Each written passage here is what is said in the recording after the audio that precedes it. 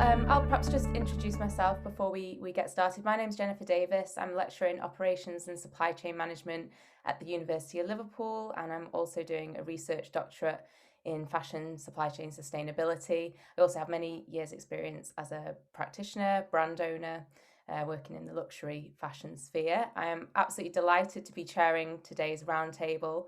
We've got a fantastic panel. We have Tara Liu, founder of This Outfit Cost, Julie Roberts, marketing manager from AW Hainsworth, Ashleigh Blasbery, doctoral researcher at University of Liverpool, and Dr Katia Balabanova, I hope I've pronounced that correctly, Katia, who is also a lecturer and reader at University of Liverpool. So I'd just like to ask our panel and welcome all of you. Thank you very much for joining us today. I'm really looking forward to this discussion. I'd just like to start by just asking if you could introduce yourselves and let people know a little bit more about yourselves. Julie, do you perhaps want to get us started, please? Me? I can. So, hi, I am Julie. I am the marketing manager at AW Hainsworth Woolen Mill, based out of Pudsey in Leeds. We've been going for 230, almost 240 years, providing everything from luxury fashion, snooker cloth, PPE equipment, the military uniforms worn throughout the royal history and any ceremonial occasions, and the luxury fashion and interiors section as well.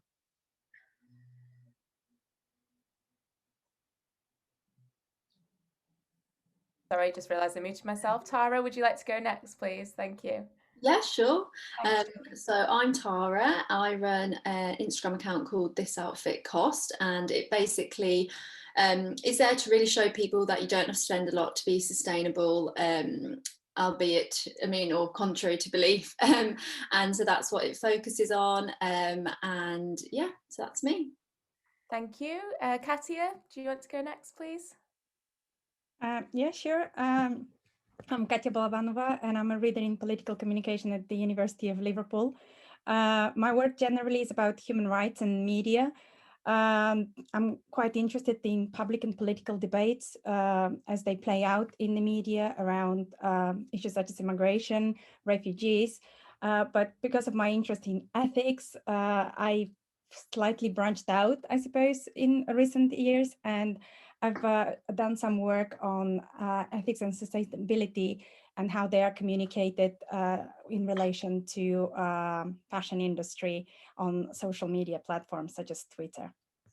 Thanks, Katia. And finally, Ashleigh, by no means least, Ashleigh. Thanks, Jan. Yeah, I'm Ashleigh Blasbery. I'm a third year PhD student in the management school. My PhD is in marketing and consumer culture. And I am in particular looking at the opportunities and limitations that social media offers for sustainable marketplace change.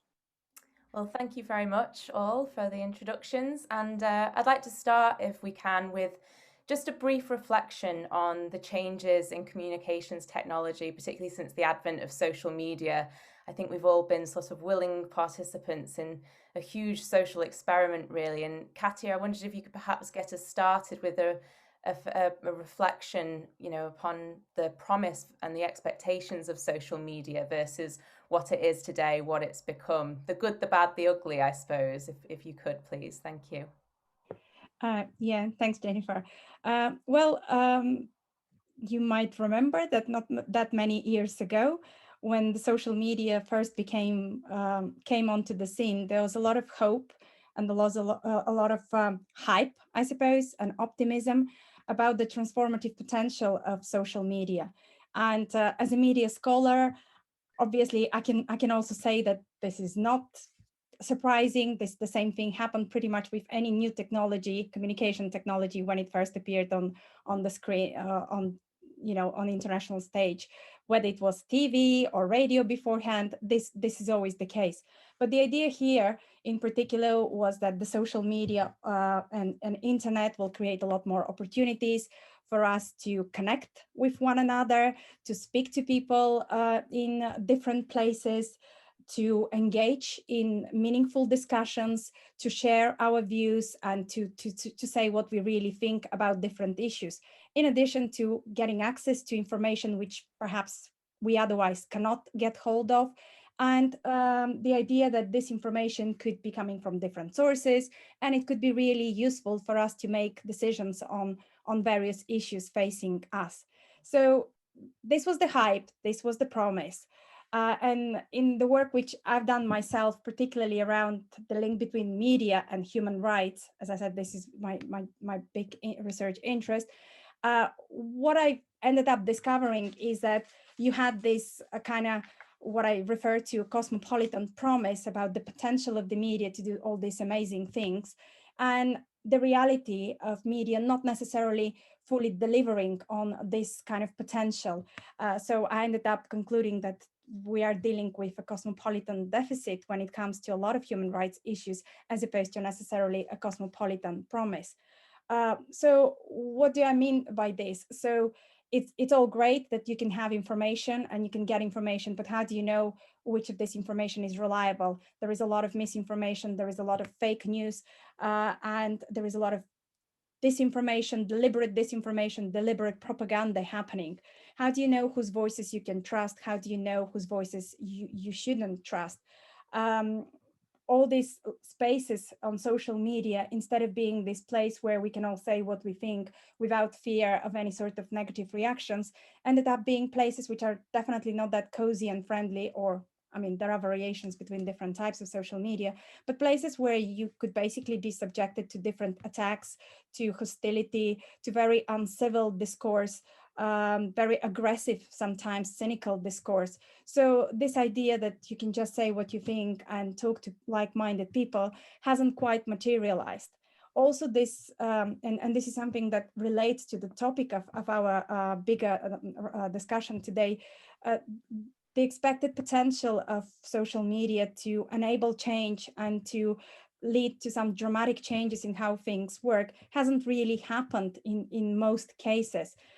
And I'm going to give an example which is completely off the topic here, but in the context of the Arab Spring 2011, you know, there was this massive expectation that these are Twitter revolutions, Facebook revolutions, that without social media, none of this would have happened, that they completely transform everything. And if you take them out of the equation, we won't be having any of those developments. Most research carried out actually proved that this wasn't really the case, that it was great to have the social media because it gave visibility and people learned around the world about what was happening there, but it wasn't necessarily the most important determining factor.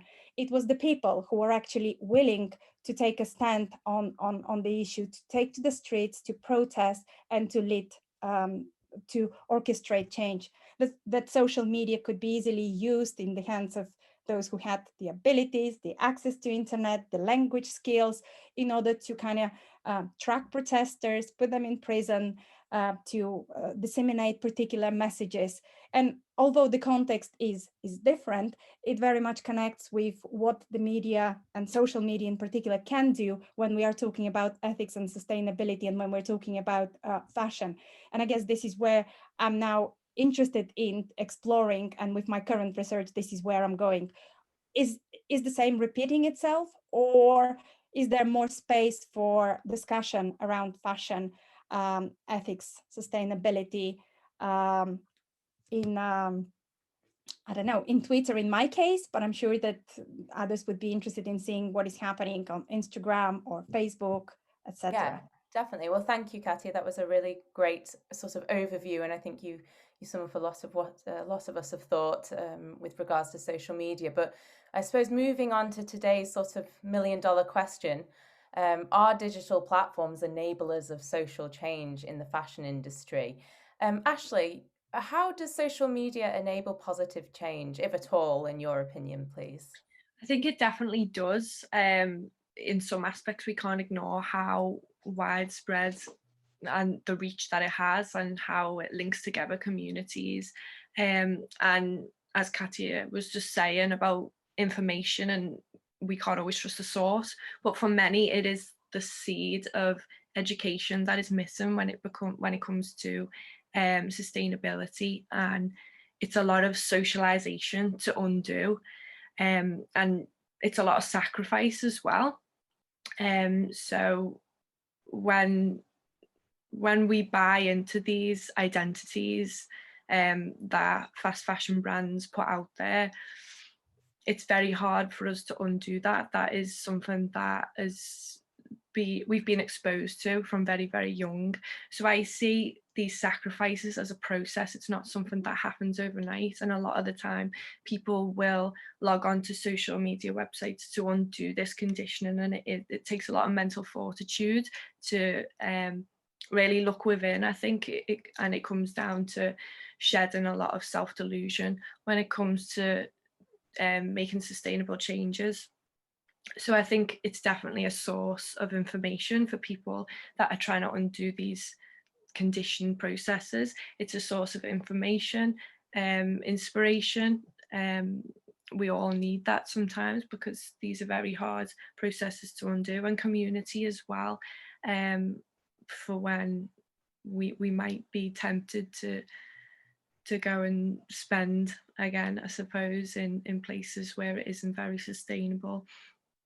But just, you know, as Katia was just saying, I think it's very interesting that she mentioned about the Arab Springs and, you know, tracking protesters and throwing them in jail in a similar sort of way. One of the limitations is, you know, brands are listening, brands are watching. There is social listening going on behind the scenes. They are looking at trends. Analytical tools can help them do this. And so it's sort of, social media thrives on commercial and individualist values, and the marketplace will try and fight back when it sees large groups of people committing to a cause, and it will try and weave itself in, which a lot of my participants, I speak to what I call eco-influencers, speak about how they've got to have quite a strong moral compass, because they are approached by a lot of brands and a lot of businesses that you know, try and turn back their behaviour, I suppose.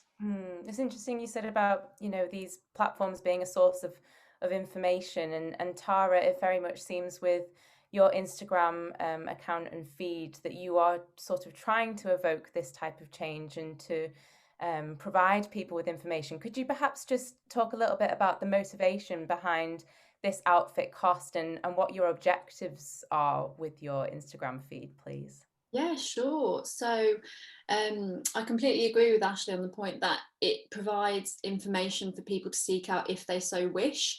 And I do think it kind of creates a community of like-minded people, say, for example, on my account, that know to come to me to look for some inspiration for, you know, sustainable outfits that, you know, are under £10 or whatever it might be. So yeah, I think it can be a great tool to evoke change and also just to spread information, and there's a lot of influencers out there that will give out lots of free content on, you know, the lifespan of a pair of shorts or whatever it might be. That's information that's very hard to find yourself unless you're an academic. And one of the kind of inspirations for me was I actually studied marine biology at the University of Liverpool, so nice that it's kind of come back round to Liverpool. And I think it kind of made me realise how not just fashion, but there's so many aspects that you can change in your daily life that I think will just make you feel like a better person, and also hopefully, you know, help with sustainability and all these things. I don't want to put pressure on individuals, because it's not just individuals that need to change, it's, you know, the governments, the policies, lots of different things, and with that hopefully sustainability can come. But I also think that we as everyday people can use our money as a tool for showing what we actually want to see in the world. And so that's why I kind of set up the account, because I knew a lot of people associate sustainability and fashion with being expensive. You know, if it's sustainably made, it tends to have a higher price tag if you're buying it brand new.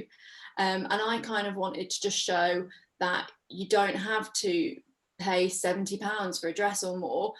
You can still shop on a budget of £10 to £15 and create a whole outfit by going to charity shops, you know, swapping, going to events where, you know, either there's swapping or there's There's lots of different things out there. Basically, there's apps you can use, you can sell your clothes, you can borrow clothes, you can rent clothes, and I just kind of wanted to show people that there's many different ways in which you can start being a little bit more sustainable without having to put a lot of money into it, or a lot of time either, as I know it can be really time consuming trying to make sustainable fashion choices as well.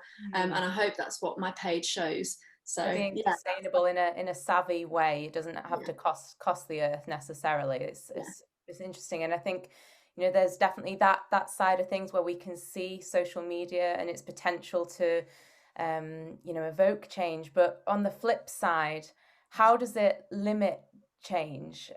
Katia, I'm aware of your research, and you found that it's sort of evidence suggests currently it's not really doing that. Could you jump in, specifically related to fashion? How is it limiting change in the fashion industry at present, please? My research involved a specific focus on the conversation that is taking place or not taking place between businesses, fashion brands, and consumers on Twitter.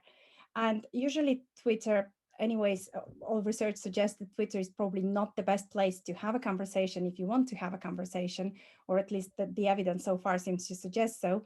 But what we tried to do with our project was to look at the conversation around fashion on Twitter over a particular period of time, take that as a baseline snapshot and compare it with the activity of a particular fashion brand. In our case, it was ASOS.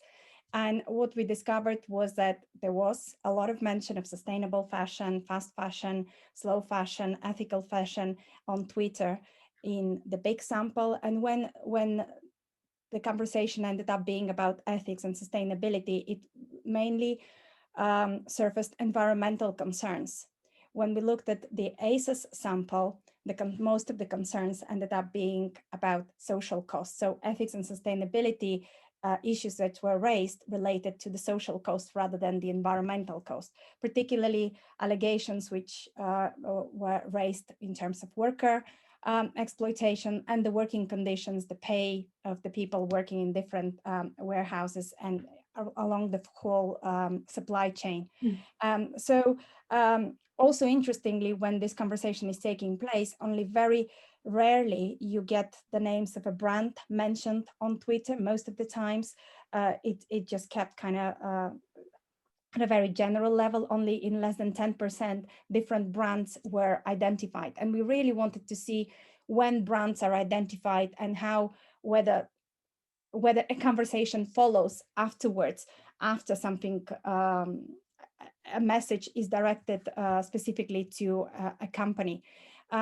Because our project was really a collaboration with ASOS. For us, the more interesting bit was how ASOS was handling this. And they were very clear that for them, engaging on Twitter happens only when absolutely necessary. They didn't really see the value and the potential of Twitter as a space to engage in a conversation. And in a way, as Ashleigh was saying, I'm not sure whether this is true for all fashion brands, but I would imagine that this is the case. They have very good social media teams who use and monitor the social media channels, but they use it as a source of information, just to get a better sense and a better understanding of their customer base, so they know better how to present their products, how to market their products. And very often ethics and sustainability is part of a marketing message from the company itself, because at the moment this is something that is seen as one of the reasons why you would buy the product. And companies are very aware of the fact that there is a lot of people out there who actually are really ethics minded. In the case of ASOS, their own research seemed to suggest very clearly that their audience, 16 to 29s, which is the young, very, very young consumer base, these are people who are actually really interested in issues around ethics and sustainability. These are people who are really probably prepared to consume ethically and sustainably, and respond positively to messages around ethics and sustainability. So Katia, can I just ask, because you mentioned that the brand names don't often get mentioned. Is this in the tweets themselves? They only get mentioned in less than 10%, did you say? Yeah. So is it a case of there's a lack of accountability with regards to the sustainability? It seems like there's brands aren't getting mentioned. Is there I don't think that this is the case. It was more that when a conversation is taking place on Twitter, people don't necessarily always refer to a specific company. Most often they just make a statement, sustainable fashion or ethical fashion. And only when criticizing usually companies they highlight, or when praising somebody for putting a product. It's just the very nature of the conversation. I wouldn't be able to go as far as to say no accountability. It's just what Twitter is being used for when it comes to discussing the issue. Okay, thank you. And on that sort of this note of as social media as an enabler of conversation and dialogue, Julie, I'm aware that AW Hainsworth have been doing a lot of work with regards to slow fashion. You've actually taken to Twitter to do a piece of market research. Could you perhaps tell us a little bit more about that and share your experiences, please? Yes. So the research that we did is about slow fashion.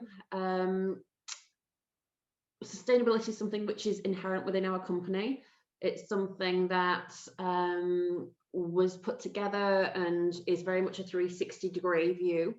And we wanted to take this angle into the fashion industry. We work with the luxury fashion brands. We're constantly getting asked about sustainability, our own credentials, to be able to pass down to brands, etc.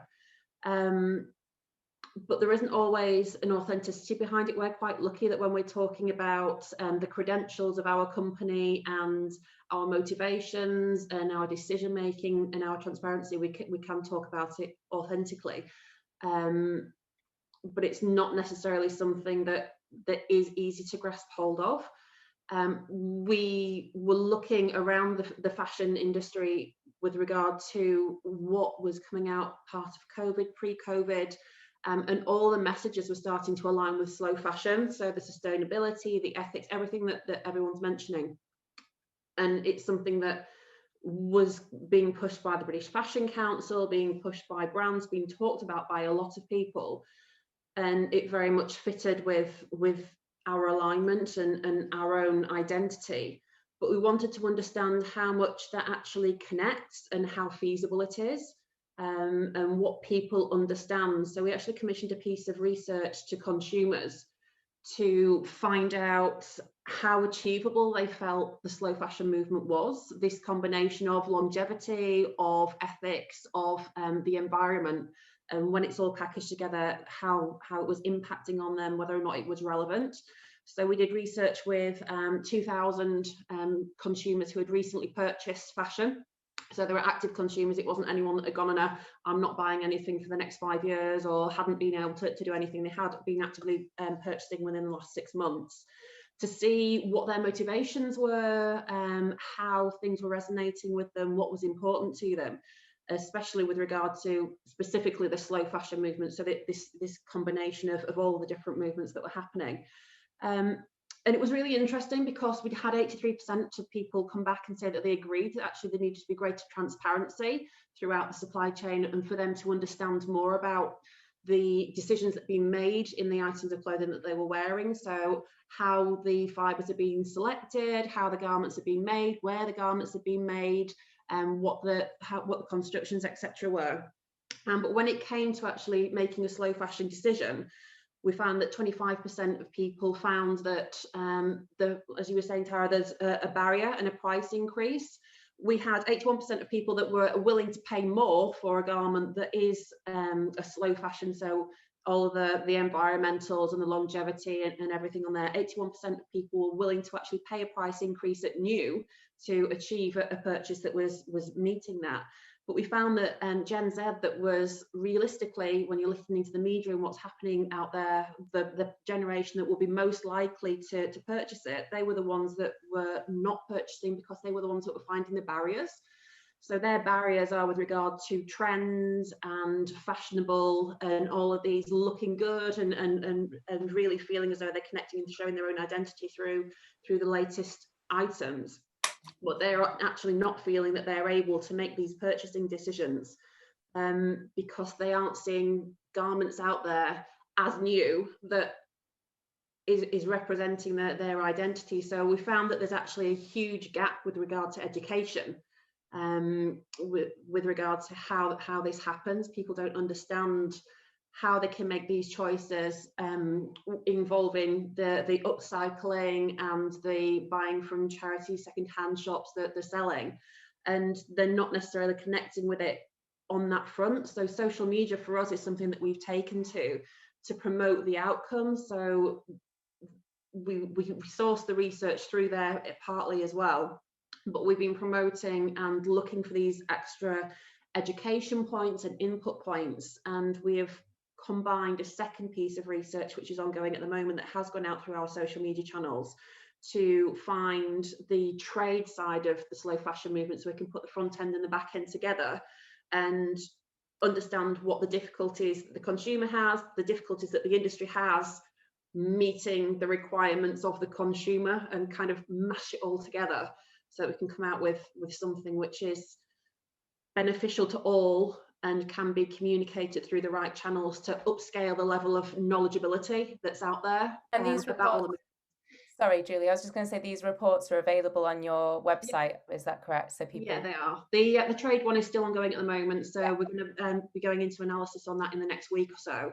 But then the consumer research is available on the website. So there's some really interesting stats in there, but it all boils down to transparency and education, and it is what channels we need to use to get this education out there as an industry. And it's not one company specifically that has to do this. It has to be the whole fashion industry that is talking these points and having these education points, and the consumers have to be approached in a manner that they connect with and that they engage with, so that they can take these learning points and understand how to make and what the options are available to them, like Tara's website, to be able to make the decisions. It's not always about buying new. For me, Woolen Mill, yeah, we'd love you to be buying new. Our brands would love you to be buying new all the time. Sustainable fibre, it's great, go ahead. But the price point isn't achievable for everybody that's out there. There needs to be education about how to mix all the options together to do it. Thank you, Julie. Tara, how important is this dialogue, between you and your audience, for example? Yeah, I completely agree, and that's actually really interesting research, because I've kind of found that on my Instagram, it does open up conversations with people that tend to be my age or younger. Whether it be my cousin who's 17 is at the age where she's getting the Shine hauls and all of those like real fast fashion brands, and she said to me, she was like, your page has actually made me realise that the environmental effect that I just didn't know of. And I think it does open up these important conversations of people, especially in that age group, that are malleable to change, and once they know more, they really want to change. And I've definitely seen that happen within my community of my followers, and it just has been great having these conversations. And it's interesting for myself for people to message me and ask about it. I'm always open to having a conversation and helping people, because some people just don't know where to look on the internet for it to meet their budget and also their style, like Vinted and Depop and places that are quite up and coming. Some have been around for a while, some are quite new, and I think there's a lot of people just wanting recommendations or advice on where to go, but maybe that don't have the time to look themselves. And I think that's why places like Instagram are a great place for the younger generation who are on their phones scrolling anyway. Why don't we start targeting that audience and use it for good, and show that, if you are scrolling, instead of looking at fast fashion on there, why not try and learn a bit more about slow fashion and sustainable fashion? Thank you. Sorry, I was going to say, I think you kind of touched on it earlier. Social media is great for getting it out there, but it's how to actually reinforce the authenticity of the message which is coming through. So you have so many influencers that will take a backhand to say whatever it is that the brand wants them to say. And it can be very, very difficult, especially for someone that's more naive. So the younger generations, the 16, 17, 18s, that don't really understand where the message is coming from, or the motivations that these brands and companies have behind the messages that are going out there. we work with a lot of the industry. We touch on a lot of the industry, and we know that there's a lot of brands out there that are really purporting to be massively sustainable, that it's all that they're about.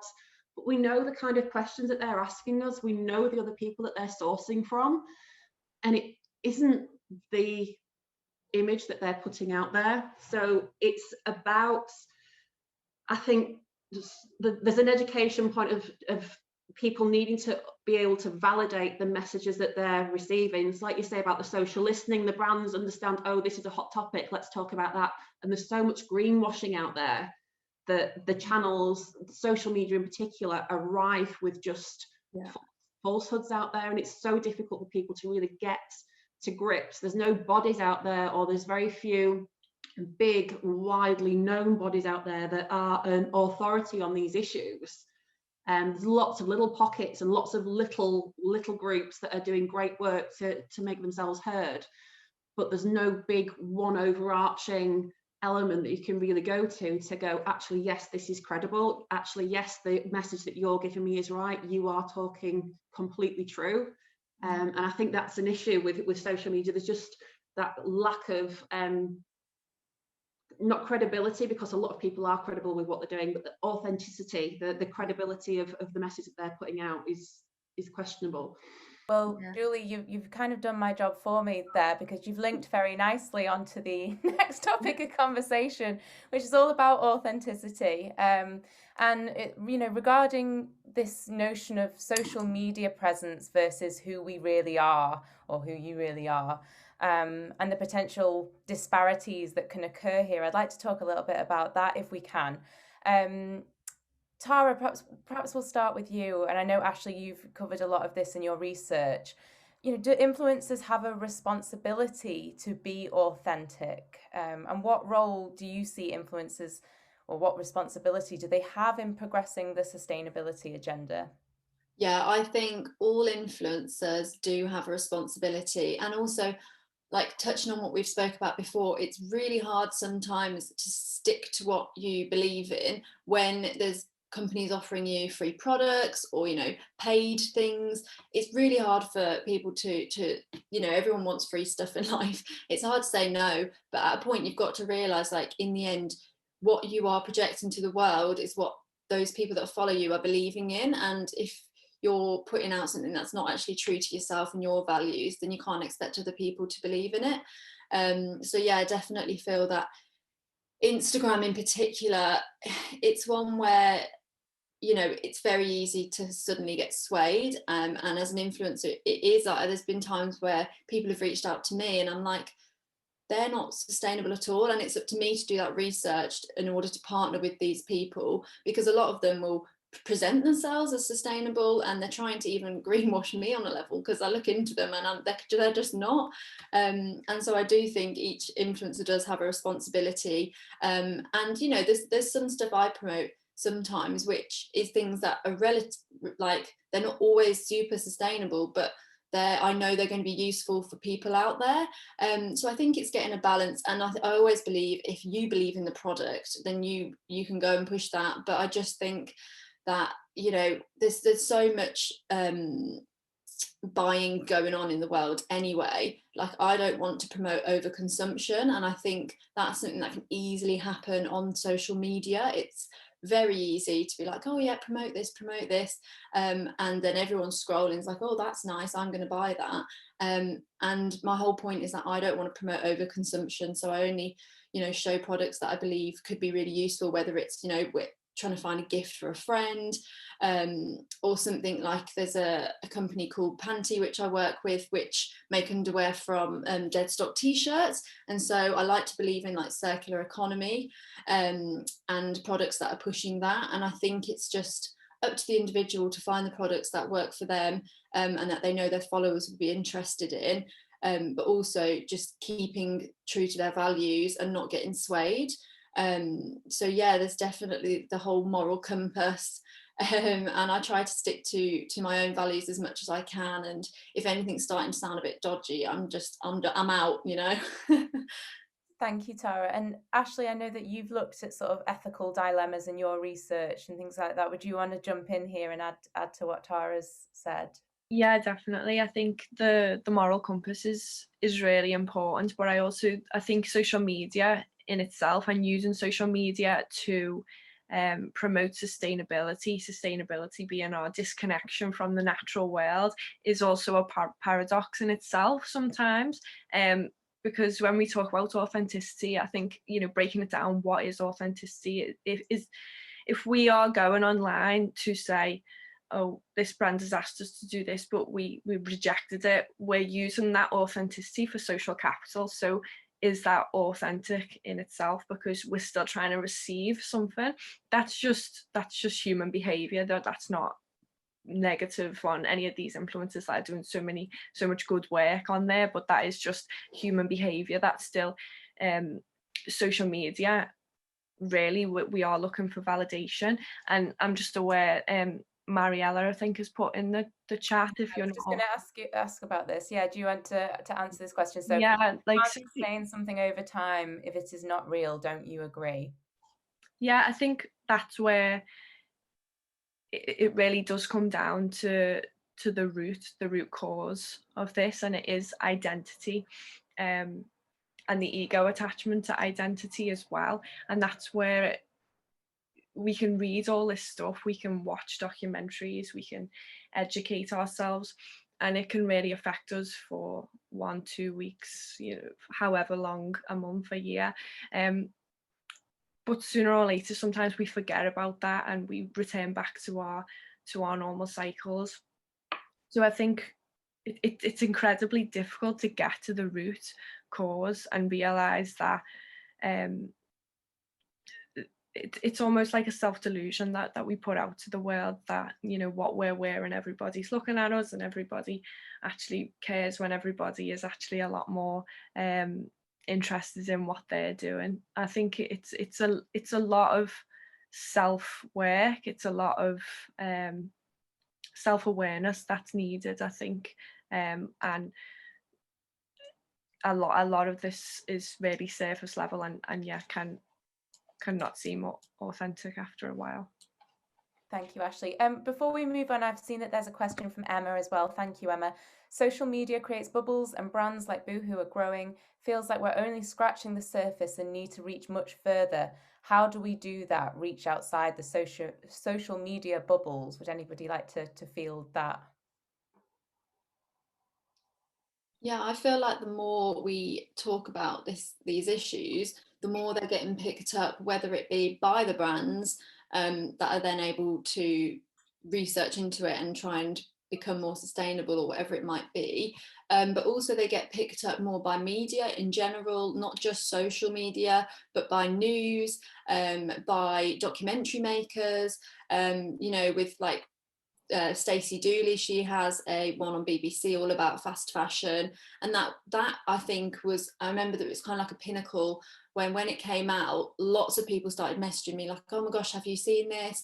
And it's getting it out to wider audiences, not just on social media but other forms of media, and getting it even into government, you know, with say like the banning of the plastic swabs and like plastic straws in some places. It's like once you start creating that change and pushing that change, it will break out of the social media bubble and people will pick it up. And it is like the plastic straws. I remember it was a big thing even in Liverpool. I started a campaign to get rid of plastic straws in all the bars in Liverpool, and it started kind of snowballing, and all the other universities started to do it, and it's something that can spread. And I think it is just building that awareness, and then it will start leaking out of the social media bubbles into other places, into brands, into government hopefully, and then hopefully the policies will change, which I ultimately think is where we'll create the biggest changes. Yeah. Thank you. Katia, did you want to jump in there? Yeah. Just, I mean, on the question of social media bubbles, one very obvious and straightforward thing for every individual is just don't follow only the voices which you like and agree with, because otherwise you do really just get a very skewed perception of what is actually really happening around you with any issue out there. So just force yourself to hear the opinions of the others, and then you can respond, you can engage, rather than sort of ignore and pretend that it doesn't exist.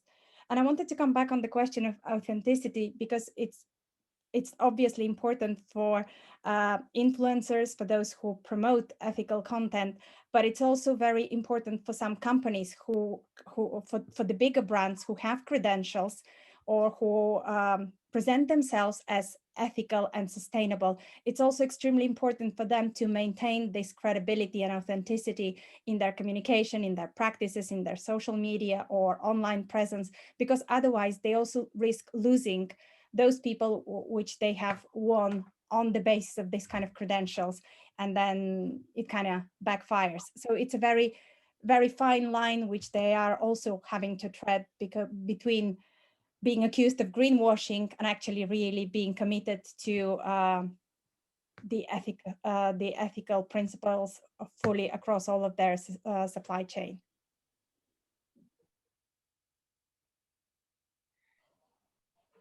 Thanks, Katia. Has anyone got anything else they want to discuss on this particular topic? I'm mindful of time, but I know that this is a particular topic that we could probably all spend hours discussing and debating.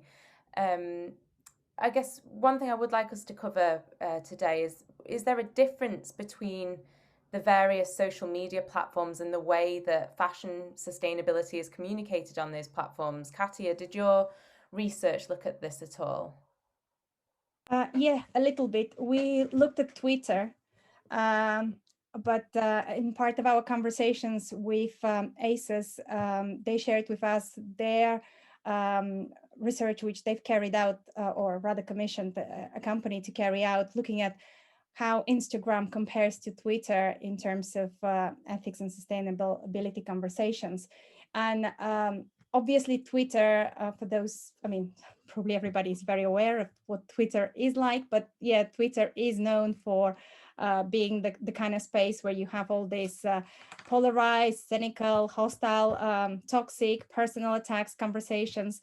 So, and Instagram is different. Instagram is generally associated with more positive kind of messaging, and it also has this important feature that you can easier curate your presence on Instagram, and negative comments can be obscured the way they can't really be on Twitter. So what ACES themselves found out is that, and this is why they are approaching their ethics and sustainability communications differently, is because for them, Instagram is the place to surface this kind of content. Generally, they've discovered that there is an increase in mentions in ethics and sustainability on Instagram in recent years. And when it is being discussed, it's discussed in a much more positive, supportive way. Including using, for example, Earth Day yesterday as an opportunity to kind of talk big time on these issues. Whereas with Twitter, they discovered that even when you have a positive message, which you're putting a positive message out there, there is a danger that it's going to backfire, and the responses which is going to generate are going to be negative. To give you an example of what happened with them, they produced a batch of plastic bags, bad, but with an error, spelling error. And instead of deciding to just ditch them, they thought, okay, we're gonna use them, and we can put a message on Twitter saying that we are doing this because we don't want to, we've made a mistake, but we're still gonna use it because we don't want to waste material. And they discovered that the response was, instead of people appreciating what they saw as a good effort on their part, the response was, oh, you're being environmentally unfriendly because you've produced so many plastic bags. And the message which they sent to the company was, well, even if we try to do something good, it's going to backfire. So the lesson they learn is, let's not bother with Twitter where it's negative, where even if you have a positive message, it becomes a negative afterwards, when it gives an opportunity to big companies and organizations, news organizations as well, to react and to jump on these messages afterwards. And let's just focus our energies on something else. Having said that, even they concluded, and this is something which we also recommended as part of our own research, is that you can use Twitter for the right kind of things. You have to be mindful of how you use it. You have to take perhaps opportunities which it gives you to connect to bigger stories via links, which allow you to go into much more depth into different issues compared to Instagram, for example, where it's still surface level unless you kind of go somewhere else to read the full story. And that if you do try to engage in this kind of conversation, you give yourself a better chance of maintaining this authenticity and credibility as an ethical brand, as opposed to just, you know, literally suck it up, take all the negativity that comes your way without responding that you're actually doing something which is different. Thank you. So they are not necessarily not using it. I can see, Jennifer, that you want to say something. Yes, I was just going to perhaps carry on forever. Yeah, no, I was just going to invite Julie to perhaps weigh in on this, because I just wondered what your experience were, Julie. I'm sorry, I'm mindful of time. Sorry, Katia. You know, do you take a different approach on different social media platforms with your sustainability communications, or? I think we do. To be fair, we pretty much stay away from Twitter. I think most businesses, like you say, have found that it is a customer service complaint centre as opposed to any kind of positive messaging. We very much focus on Instagram and on Facebook when we're promoting on anything that we're doing on social media. The difference is we will put the same messages out, but we will maybe put a different slant based on the different audiences. So for us, Facebook is an older generation. They like to have more information, more detail about it. Instagram is very much more image-led. It's younger people that want to have a quick bite. Yes, it interests me, and then to be able to click on to find more content. So we put the same message out on both channels, but different slants, just tailored to who is actually on there. But we definitely get a lot of good feedback anytime we put anything out there, and I think it is because it is coming from a genuine place, and we can back up everything that we do. We would never put anything out that we couldn't substantiate and that wasn't genuine. We do get a very positive feedback on there. It is that comes down to the transparency and authenticity that we were talking about, really, doesn't it? Yeah, I mean, it's even down to things like we took part in the I Wove Your Fabric fashion revolution the other day, and we put it on LinkedIn, and instantly there was a comment there, well, you do all that, so who do you get your wool from? Just asking for that extra bit. And we're able to go back and say, we'll do that. We don't open the doors to questions that we wouldn't be able to answer. So we're not afraid of putting the messages out there, because we're not afraid that we're going to get caught out on anything, because we are very genuine with what we're doing. So we do put the messages out on the social media channels. We do get a lot of positive feedback from it, and then we are able to come back with genuine messages for further detail where it's requested as well. I guess that comes back to what Mariella put in the chat, was that, you know, there's only so long you can get away with it, and so the best way is always to be honest, I suppose. Honesty is the best policy, as they say. Very mindful of time. Just finally, from our wonderful panel, just some concluding remarks. Where next? How is social media going to continue to evolve? What role is it going to play in fashion sustainability, please? Ashleigh, do you want to get us started? Yeah, what can I say about that? Sorry, yeah, the second $1 million question. That's it. I think the things that we discussed today, I think, show that, you know, there's so many opportunities, but also so many limitations, and conclusions are very hard to come by. So on the terms of if there's going to be a sustainable fashion revolution, I think of something actually that a historian, Yuval Noah Harari, said. He said about, if revolutions were predictable, if we could see patterns coming, they wouldn't happen, because, you know, that's where I suppose the big corporations and the marketers would come in with the social listening, and they'd see where we were going with that, and it wouldn't happen. So I think it's just a wait and see, really. I think, you know, things like COVID, actually, the realization that we can wear the same outfit every day because we're not going anywhere. I think, you know, big It's upheaval. been very nice today, hasn't it? Being able to get dressed up. Yeah, I've actually put Zoom round table. Jumpsuits on. But yeah, I think even, you know, huge what's the word, upheavals like that made people realize that they didn't need as much stuff as they previously thought, and we can't predict what will make people realize, I suppose. Yeah, like you said, I think it will cease to be a revolution if we can predict how it's going to evolve. And Tara, what do you think, finally, what are the key challenges in the social sort of sustainability influencer sphere that need addressing, in your opinion? Yeah, so it kind of links to what Ashleigh was saying, how, you know, during COVID, everyone's kind of realised you don't need to be buying all these clothes. You're not going to the shops, you're not being targeted by the beautiful displays. And I think I'd love to see that continue, but the challenge is now, with all the shops opening back up and, you know, being able to go out and do things and everyone wanting new clothes and wanting the best new thing, are we going to get sucked back into trends? And, you know, having the new thing, not wearing outfits more than once?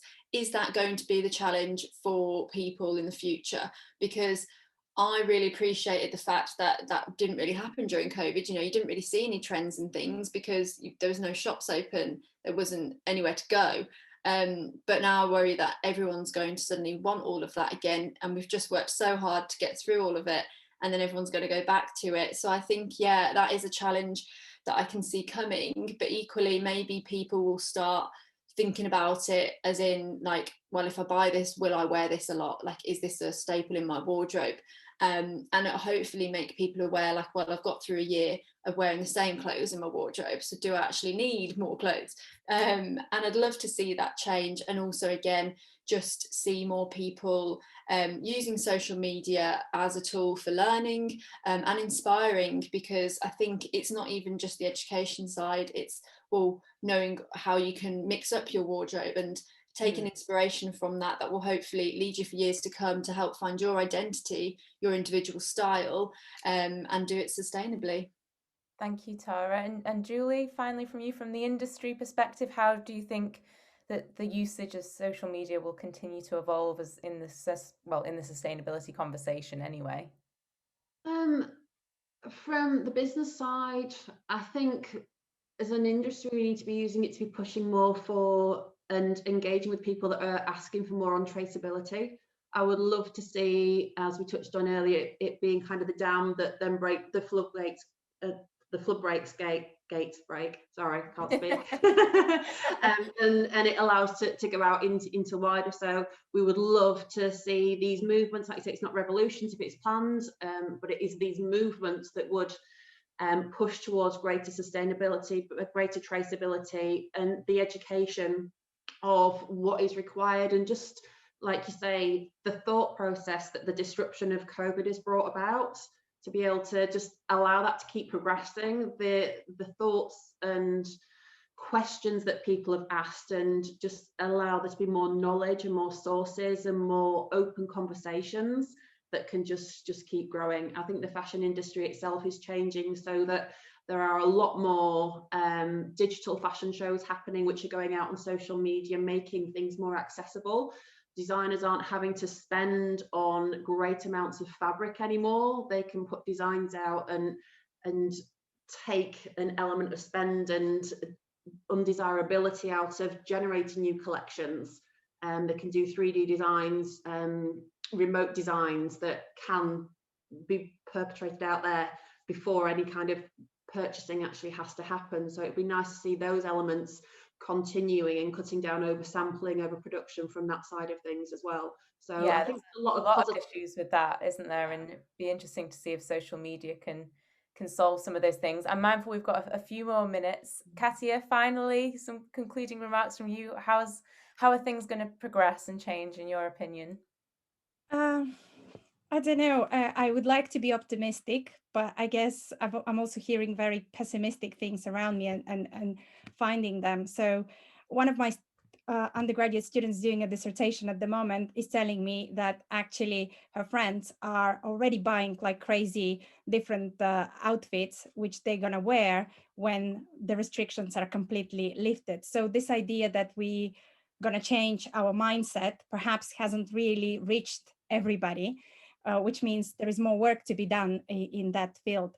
I also probably think that social media is just one of a number of factors that could lead to change. If we just rely on social media, it's not going to happen.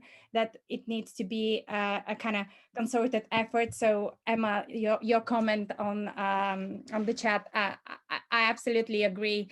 I don't think that social media is the solution to all our problems. It's just one way of talking about this, creating the right environment within which we can change the thinking, and we can facilitate and make it maybe easier for governments to actually change the regulations and to change the practices. And then it becomes a bit more of a joined up effort, which leads to real changes in this area. I'm trying to be positive at the end because I don't want to finish it on a downer.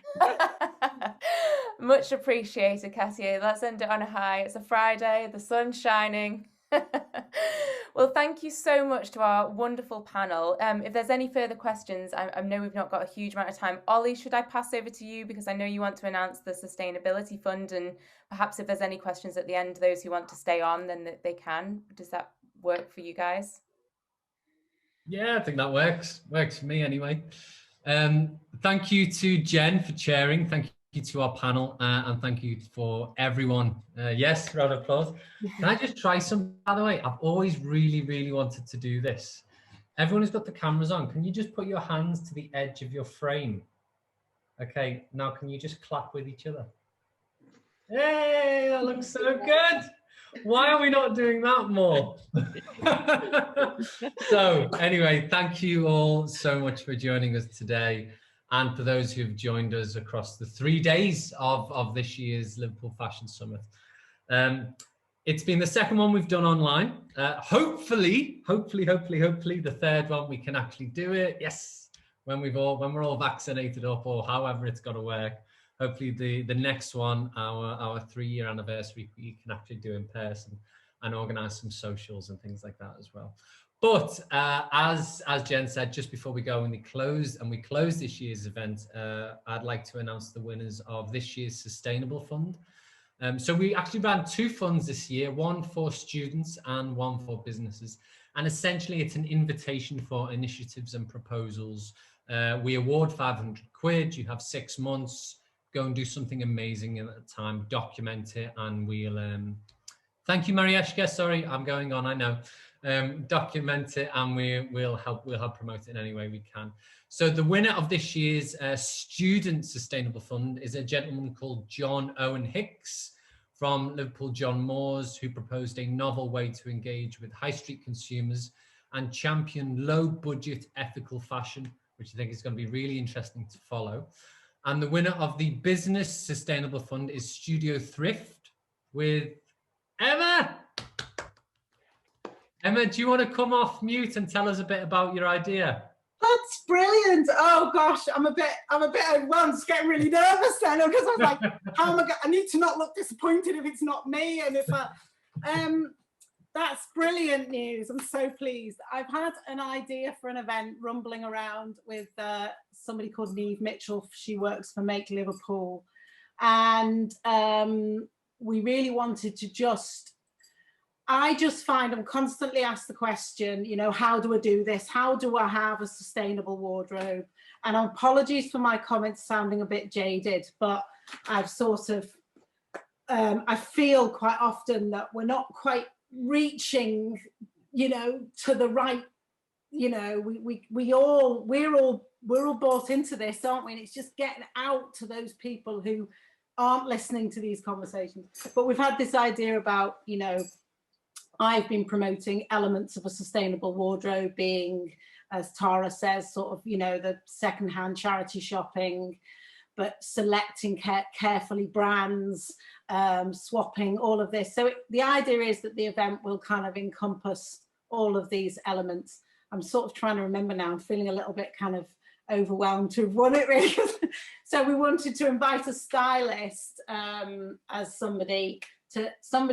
I mean, we sort of approached Sophie Benson actually last time. Whether we can afford her, I don't know, but hopefully that would be fantastic, because she really combines kind of ethical brands, buying less, secondhand, repairing, all doing it yourself, all these necessary elements. And then I will obviously do, I think, some mending, some visible mending, some upcycling demonstrations, things like that, which is what I do. And then did we have, gosh, I can't remember now, did we have a sort of just a really nice, just get a conversation going and get a discussion going, and we'll hold it at Make, hopefully, if we can, I think in their sort of cafe space or something, and an interview or two. Amazing, Emma. So we'll go. You're the winner of the, well done. I'm really pleased, thank you. Yeah, and obviously we'll help you in any way we can, and I'm sure it goes for, you know, the rest of us here. Reach out and we'll support you as best that we can. But even given that, we had loads of really good submissions, and we intend to find ways to support everyone in any way that we can. Now, one final word just before we go. I know most of you know that I've been running the distance from Liverpool to London for the past month. And tonight is my final run. So I've currently ran 267 kilometers. So in about 2 hours time, I'm starting a half marathon through the desert of Bahrain. So just a little bit of a, thank you, Ash, just a little bit of a favor. If you can help us spread the word on social media, please do. Obviously, if you can donate, please do as well. But more importantly, help us spread the message. And you can watch me struggle over the finish line at about 7 p.m. tonight, British time. I'll be like that. So I think that's it. I think we're closing this year's Liverpool Fashion Summit. Thank you all so much to our speakers, to our attendees, and to everyone involved, and especially to Julia and Jen for just being amazing chairs and helping organise the whole thing. And yeah, I suppose if we want to stay on, if anyone's got any questions, if speakers can give any time, please do. But if not, lovely to see you all, and have an amazing weekend. Let's do the clap. Do the clap again, quick.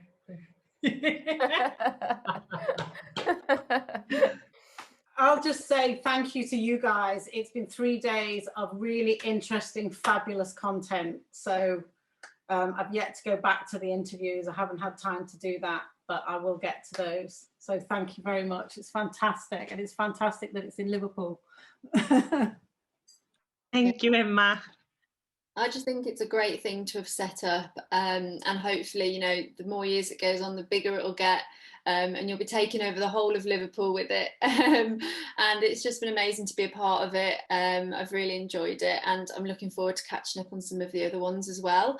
And definitely, Emma, when it comes to setting up an event, I'd love to get involved. So yeah, feel free to reach out, because yeah, swapping and all those kind of events, I just love going to, and I think it really helps build conversations around it as well. So yeah, thank you so much for having me, and also Ollie and Jennifer and everyone. Just I think you've just been amazing. Thank you all for participating. It's been a great day of discussion, some key takeaways. I think that, you know, there's pros and cons to social media, and I think the most important thing is its role in facilitating dialogue, and let's hope that that continues, because I think that's how we will actually achieve meaningful change. So yes, wonderful. Thank you all again so much. I've really enjoyed it. Thanks very much, everybody. It's been great. Thank you. Bye, everyone. Thank you. Thanks, guys. Bye. See you soon. Have a nice day.